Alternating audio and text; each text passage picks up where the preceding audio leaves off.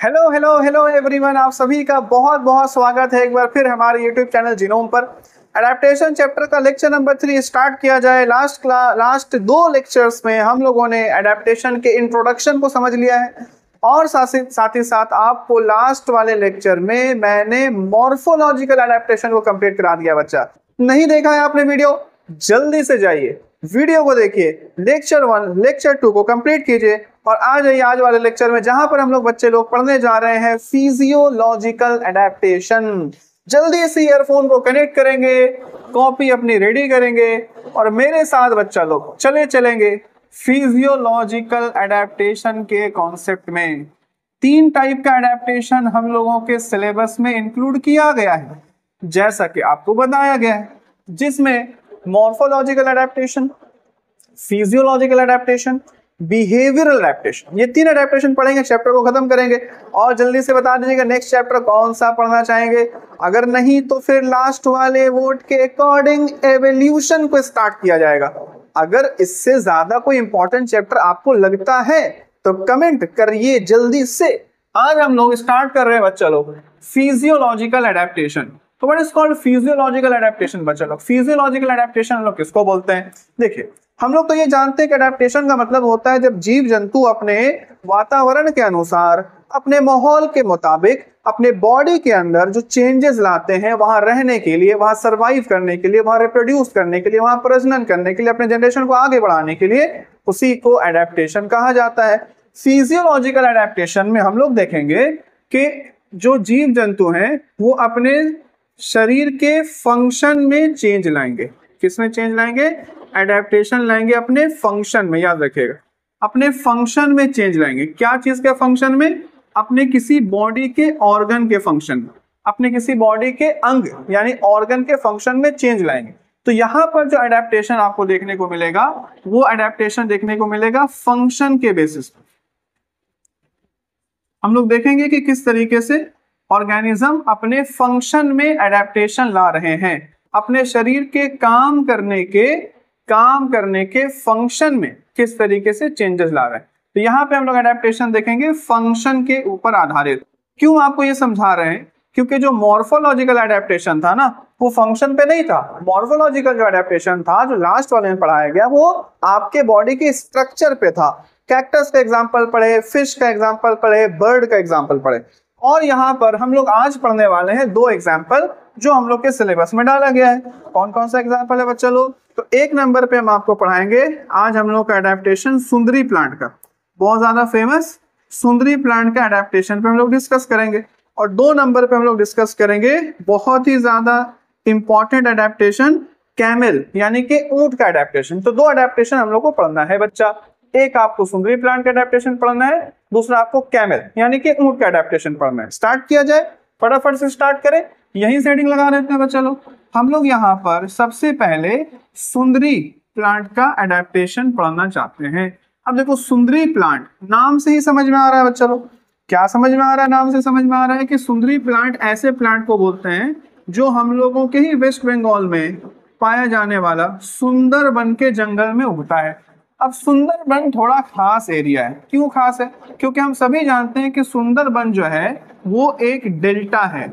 अगर आप लोगों को पता हो, आप लोगों ने जियोग्राफी में पढ़ा हो कि डेल्टा किसे कहते हैं तो तुरंत समझ में आएगा। नहीं है तो बता दें आपको, जहां पर नदी और समुद्र आपस में मिलती है तो वहां पर जो है समुद्र की लाई गई मिट्टी से एक स्ट्रक्चर का, एक रीजन का फॉर्मेशन होता है जिसे हम लोग डेल्टा कहते हैं। मोटा मोटी तौर पर जियोग्राफी में बताया जाता है। तो सुंदरबन जो एक डेल्टा है, चूंकि ये ओशन यानी कि समुद्र से लाया हुआ मिट्टी से बना हुआ होता है तो यहाँ पे नमक का मात्रा बहुत ज्यादा होता है, नमकीन जगह होता है। तो सुंदरबन भी एक ऐसा एरिया है जहां पर नमक बहुत ज्यादा है, यानी कि सॉल्टी एरिया, ये नमकीन जगह है। तो यहाँ पर जो प्लांट उगते हैं, ऐसे प्लांट्स जो बहुत ज्यादा नमकीन जगह पर उगते हैं, ध्यान दीजिएगा बच्चे लोग, ऐसे प्लांट्स जो बहुत ज्यादा नमकीन जगह पर उगते हैं उन्हें एक टाइटल दिया जाता है, उन्हें कहते हैं हेलोफाइट्स। क्या बोलते हैं बाबू? हेलोफाइट्स। आपको अगर याद हो लास्ट क्लास में आपको जब हम कैक्टस पढ़ाए थे तो ज़ेरोफाइट नाम का एक टर्म सिखाया था। ज़ेरोफाइट का मतलब होता है रेगिस्तानी एरिया में रहने वाला प्लांट जहां पानी की कमी होती है। यहाँ पर हम लोग यहाँ पे टर्म सीख रहे हैं हेलोफाइट। और हेलोफाइट हम लोग कैसे प्लांट को बोलेंगे? हेलोफाइट हम लोग उस प्लांट को बोलेंगे जहां पर नमक बहुत ज्यादा हो तो वो प्लांट उगते हैं। तो सुंदरी प्लांट एक हेलोफाइट वाले प्लांट का एग्जांपल है। देखो सुंदरी प्लांट ऐसे प्लांट को बोलते हैं जो सुंदरबन में उगता है। अगर आपसे कोई पूछेगा कि नहीं कोई पर्टिकुलर एग्जांपल दीजिए, एग्जैक्ट कोई नाम बताइए, तो यहां पर आप एक नाम बताइएगा, नाम है उस प्लांट का राइजोफोरा। क्या बताइएगा बाबू? राइजोफोरा। साइंटिफिक नेम है, अंडरलाइन कर लीजिएगा तो अच्छा रहेगा। ये एक पर्टिकुलर प्लांट का आप नाम लिख सकते हैं जो सुंदरबन के जंगल में उगता है, सुंदरी प्लांट कहला सकता है, नाम है इसका राइजोफोरा। देखते हैं कि सुंदरबन में रहने के लिए ये सुंदरी प्लांट क्या क्या एडेप्टेशन कर रहा है। तो हम लोग यहाँ पर नंबर वाइज एक एक करके आपको एडेप्टेशन समझाएंगे, ध्यान से अच्छे से समझिएगा। सबसे पहला नंबर 1, हम लोग जानते हैं कि मिट्टी में यहाँ पर नमक बहुत ज्यादा है, जो कि सबसे बड़ी प्रॉब्लम।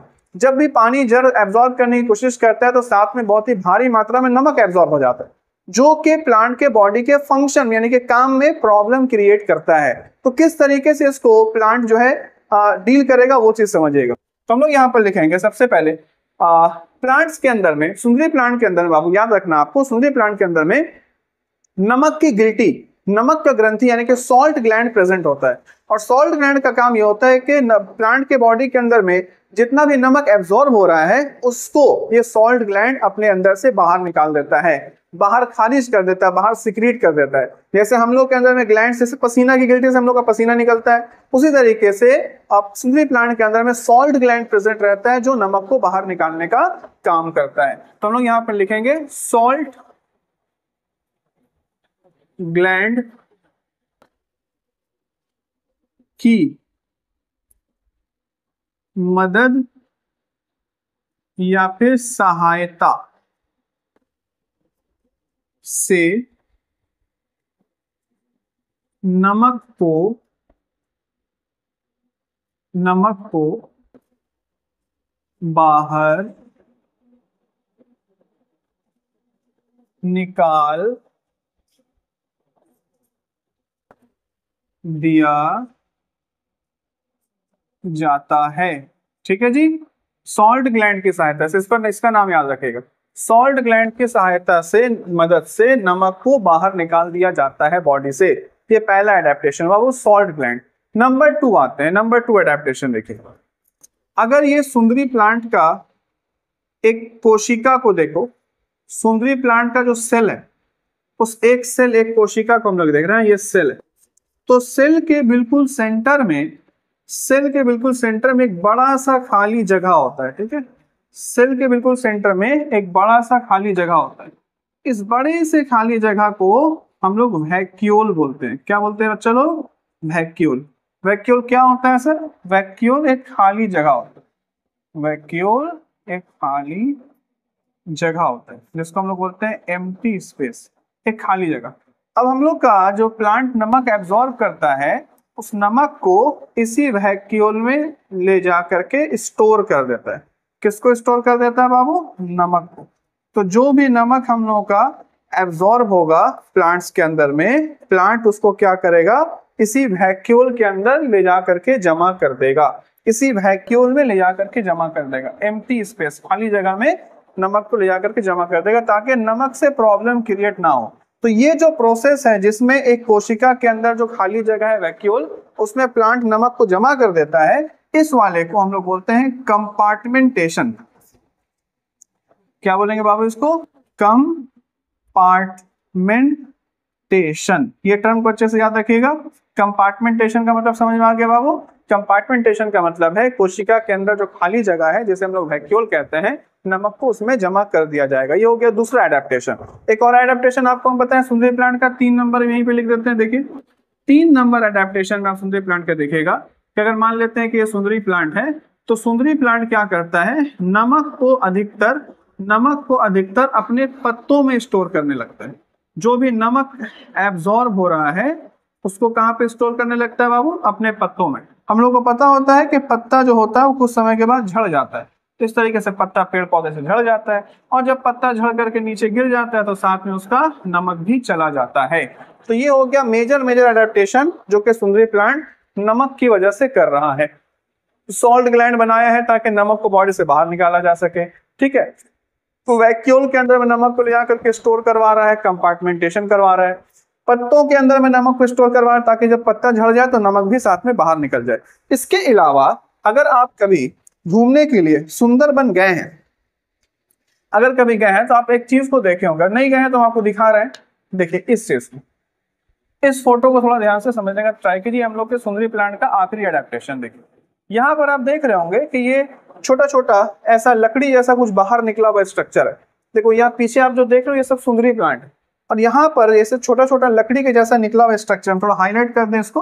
देखो इस तरीके से आप देखे होंगे ऐसे ऐसे करके लकड़ी जैसा निकला हुआ स्ट्रक्चर है। इसके ऊपर ध्यान देंगे, ये जो आप लकड़ी जैसा बाहर निकला हुआ स्ट्रक्चर देख रहे हैं ना, इसका एक नाम है।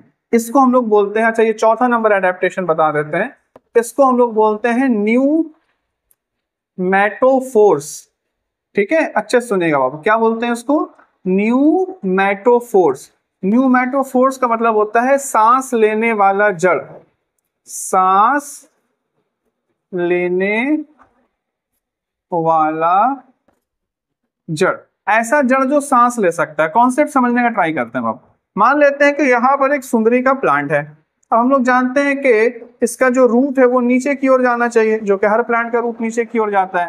लेकिन समस्या ये है कि जो मिट्टी है उसमें नमक बहुत ज्यादा है, और नमक ज्यादा होने के साथ साथ याद रखिएगा ऑक्सीजन का मात्रा बहुत कम है।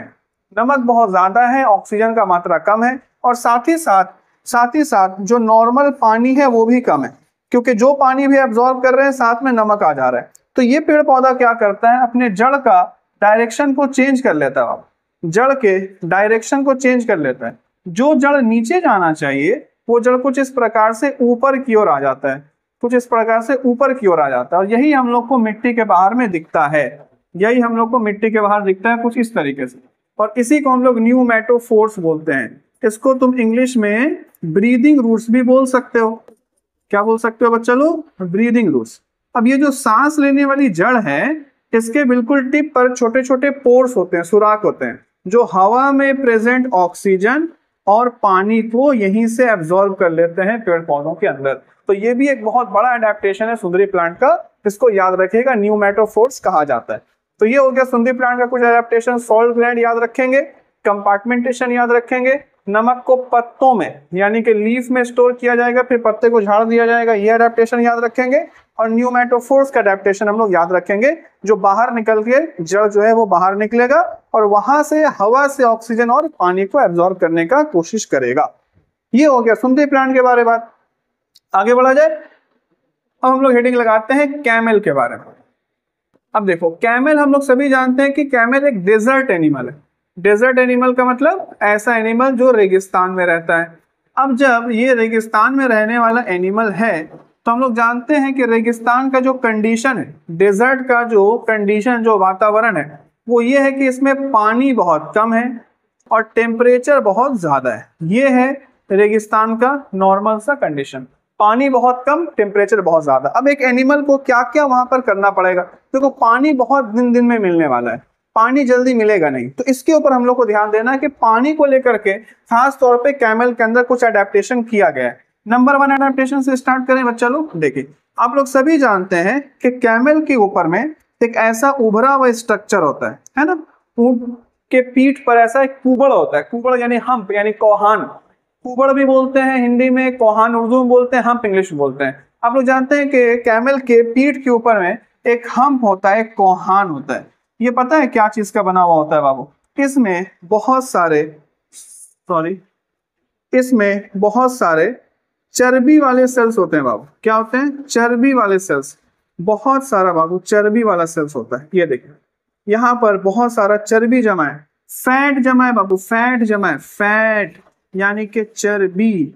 और ये जो चर्बी वाले सेल्स होते हैं जिसमें फैट जमा होता है, इसे हम लोग एडिपोसाइट्स कहते हैं। क्या बोलते हैं इन सेल को? एडिपोसाइट्स। तो ये ऊंट क्या करता है, जब उसको पानी की कमी होती है तो उसमें ये फैट को बर्न करता है, जलाता है, और फैट को बर्न करके अपने अंदर में पानी का प्रोडक्शन कर सकता है। थोड़े हायर क्लासेस में इसको आप अच्छे से पढ़ेगा, इसको फैट मेटाबॉलिज्म कहते हैं। अभी उतना डिटेल में जानने की जरूरत नहीं है, बस आप इतना समझ लीजिए कि ऊंट अपने कोहान के अंदर में जो चर्बी है उससे पानी बना सकता है उस समय जब पानी की कमी हो। ये हो गया पहला एडेप्टेशन। नंबर 2, कैमल का दूसरा एडेप्टेशन। कैमल क्या करता है कि उसका जो यूरिन है, जैसे हम लोग पेशाब कहते हैं, जो यूरिन है, उस यूरिन के अंदर में पानी के मात्रा को बहुत कम कर लेता है, जिससे ऊंट का यूरिन काफी गाढ़ा हो जाता है। ना कि सिर्फ यूरिन, बल्कि ऊंट का जो स्टूल है, स्टूल का मतलब होता है ऊंट का पॉटी, ऊंट का वेस्ट मटेरियल, उसमें भी पानी के अमाउंट को ये काफी कम कर लेता है। कुछ इस तरीके से पानी को बचाने की कोशिश करता है कि यूरिन से और उसके स्टूल से, वेस्ट मटेरियल से कहीं पानी एक्सेस बाहर ना निकल जाए। तो पहला हो गया हम लोग का फैट वाला पॉइंट, दूसरा हो गया हम लोग का यूरिन वाला पॉइंट। एक और चीज बता दे बाबू, एक और चीज, शरीर से यूरिन उस समय बाहर निकलता है, हम लोग के शरीर से यूरिन उस समय बाहर निकलता है जब शरीर कुछ टॉक्सिक सब्सटेंस, कुछ जहरीला मादा, कुछ जहरीला चीज बनाता है जिसमें यूरिया का नाम आता है। तो यूरिया जब हम लोग के शरीर में बनता है तो हम लोग का यूरिया जो कि बॉडी के लिए हानिकारक है, बॉडी के लिए हार्मफुल है, वो हम लोग के शरीर के अंदर बनता है, उसको हम लोग यूरिन यानी पेशाब से बाहर निकाल देते हैं। अब ऊंट पानी की कमी की सिचुएशन में पेशाब को गाढ़ा तो कर लिया है, लेकिन कई मरतबा पानी का इतना ज्यादा कमी हो जाता है कि पेशाब करने से ही पानी बाहर निकल जाएगा, यूरिन करने से ही पानी बाहर निकल जाएगा। ऐसे केस में ऊंट क्या करता है, यूरिन को रोक लेता है। और यूरिन को रोकने का मतलब है कि अपने शरीर में बनने वाले यूरिया को जमा कर पाना, जो कि और किसी दूसरे एनिमल के बस की बात नहीं है, क्योंकि यूरिया जो होता है वो विष है, जहर है। अगर शरीर में ज्यादा बढ़ गया इंसान की मौत हो सकती है। यही सिचुएशन किडनी फेलियर वाले पेशेंट के साथ होता है। आगे क्लासेस में, आप हायर क्लासेस में जब आएंगे, क्लास 11-12 में साइंस लेकर के पढ़ेंगे, तो इस पर भी चर्चा की जाएगी कि यूरिया एक्चुअली क्या होता है। तो यूरिया हम लोग के शरीर में बनने वाला एक कंपाउंड है, ना कि सिर्फ हम लोग के बल्कि ऊंट में भी बनता है। तो ये क्या करेगा, ऊंट अपने यूरिया को स्टोर कर लेगा, यूरिया को स्टोर कर सकता है। क्या कर सकता है, यूरिया को स्टोर कर सकता है। और जब जब पानी पिएगा तब फिर इस यूरिया को यूरिन के साथ बाहर निकाल देगा। तो ये हो गया एक, ये हो गया दो, ये हो गया तीन। चौथा एडेप्टेशन पढ़ा रहे हैं जो कि सबसे इंपॉर्टेंट एडेप्टेशन है बाबू, मोस्ट इंपॉर्टेंट, 3 स्टार बना देते हैं। ऊंट के आरबीसी का एडेप्टेशन। आरबीसी वही जिससे हम लोग रेड ब्लड सेल्स कहते हैं। क्या बोलते हैं बाबू इसको, रेड ब्लड सेल्स। हम लोग के शरीर में जो रेड ब्लड सेल का शेप है वो है राउंड। हम लोग का जब आरबीसी को देखोगे ना माइक्रोस्कोप में तो ऐसा गोल दिखेगा। वहीं जब तुम एक कैमल के आरबीसी को देखोगे, यानी कि ऊंट के आरबीसी को देखोगे, तो ऊंट के आरबीसी का शेप राउंड नहीं होता, ऊंट के आरबीसी का शेप ऐसा ओवल होता है, अंडानुमा। बोलो सर इससे क्या फायदा है, इससे क्या फायदा है? हम लोग का आरबीसी का शेप है राउंड, यहाँ तुम ह्यूमन लिख सकते हो, ये इंसान का आरबीसी का शेप है, और वहां पे कैमल का आरबीसी का शेप है, कैमल का आरबीसी का शेप ओवेल है। ओवेल होने से फायदा ये होता है बाबू कि जब खून की नली में पानी की कमी की वजह से खून गाढ़ा हो जाता है तो ये ओवेल शेप का आरबीसी आसानी से पतला होने के कारण बह पाता है, आसानी से बह पाता है। अगर यही आरबीसी गोल गोल हो जाएगा ना तो एक दूसरे से अटकने लगेगा, चिपकने लगेगा, तो वहां पर प्रॉब्लम हो जाएगी। तो ऊंट के केस में आरबीसी जो होता है वो ओवेल शेप का होता है। एक और आरबीसी का खासियत यह है कि हम लोगों का आरबीसी जो है, ह्यूमन का जो आरबीसी है, ह्यूमन का आरबीसी, हाँ ह्यूमन का आरबीसी अपने साइज को 150 गुना बड़ा कर सकता है। कितना गुना बड़ा कर सकता है बाबू? 150 गुना बड़ा कर सकता है पानी को जमा करने के लिए। हम लोग का, इंसान का 150 टाइम अपने साइज से 150 गुना बड़ा कर सकता है अपने आप। लेकिन वहीं अगर आप कैमल के आरबीसी को देखिएगा, कैमल के आरबीसी को देखिएगा, तो कैमल का आरबीसी अपने साइज को 240 गुना तक बड़ा कर सकता है, यानी इंसान से भी ज्यादा पानी स्टोर करने का कैपेसिटी। क्योंकि ऊंट को लंबे समय तक पानी मिलता नहीं, तो जब पानी मिलता है तो वो तेजी से पानी को पी लेता है। तो ये हो गया हम लोग का कुछ इंपॉर्टेंट एडेप्टेशन ऊंट का। कौन कौन सा एडेप्टेशन पढ़े बच्चा लोग? कोहान यानी हम्प को लेकर के फैट जमा होता है, उससे पानी बनाया जा सकता है। पेशाब में, स्टूल में, यूरिन में पानी को बहुत कम कर लिया है तो ड्राई हो जाता है, गाढ़ा हो जाता है। यूरिया को शरीर में स्टोर करने का अपना जो है वो क्षमता को डेवलप कर लिया है, और जब पानी ज्यादा पीता है तब इस यूरिया को बाहर निकाल सकता है। बाहर निकालना पड़ेगा, लेकिन पानी पीने के बाद निकाल सकता है। आरबीसी वाला पॉइंट बहुत इंपॉर्टेंट है। शेप एकदम पूछा जाता है, हम लोग का शेप राउंड है, उसका शेप ओवेल है। ओवेल शेप का फायदा खून की नली में आसानी से बह पाना, खून के गाढ़ा हो जाने के बाद, जब पानी कम होता है तो खून थोड़ा गाढ़ा हो जाता है। आरबीसी का साइज का भी डिफरेंस है, हम लोग का आरबीसी 150 गुना बड़ा हो सकता है और ऊंट का 240 गुना तक बड़ा हो सकता है। तो आज हम लोगों ने कंप्लीट किया बाबू फिजियोलॉजिकल एडेप्टेशन, जहाँ पे सुंदरी प्लांट के ऊपर चर्चा की गई, कैमल के ऊपर चर्चा किया गया। आज के लिए रखा जाए इतना ही। नेक्स्ट क्लास में बिहेवियरल एडेप्टेशन पढ़ाएंगे, जो कि एक छोटा सा टॉपिक है, और फिर खत्म करेंगे इस चैप्टर को। कोई भी दिक्कत हो कमेंट कीजिए। नेक्स्ट कौन सा चैप्टर पढ़ना चाहते हैं उसको भी जल्दी से कमेंट कर दीजिए। बहुत बहुत शुक्रिया।